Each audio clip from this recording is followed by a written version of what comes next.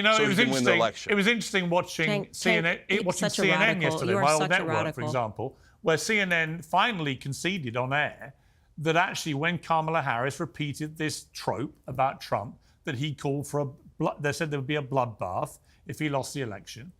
Everyone knows that's untrue. That's not what he said. He talked about a bloodbath in the automobile industry. CNN finally admitted that on air, but Kamala Harris repeated that in a way that implied he said there would be a literal bloodbath. So when it comes to rhetoric, yes, Donald Trump has a lot of incendiary things that come out of his mouth, and I wish he didn't.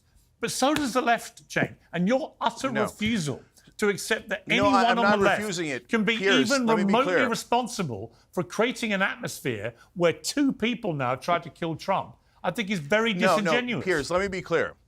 So number one, on the bloodbath comment, on the day of and ever since, we played the whole clip on the Young Turks and told everybody he did not mean violence. He talked about an economic bloodbath. So why did Kamala Harris pretend honest that he about did? it? We've never called him Hitler.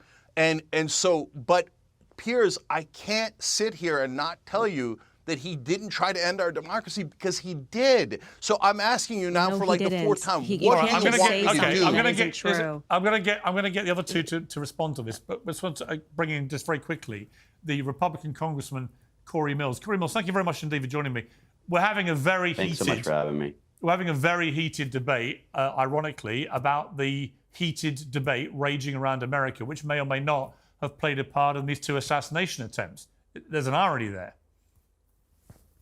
Well, there's not an irony. I've been listening to the complete instability, and I'll remind Cenk and others that we should go back to Henry II, who actually sat with his knights and said, "Is there no one who can rid me of this meddlesome priest?"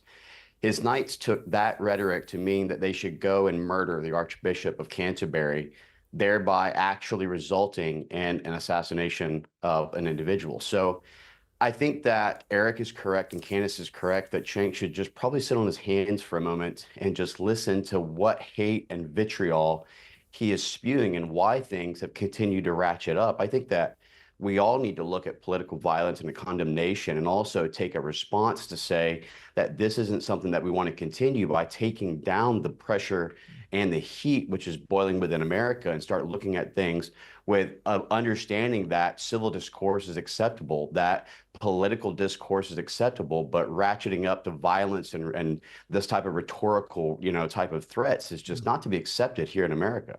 Yeah, I completely agree.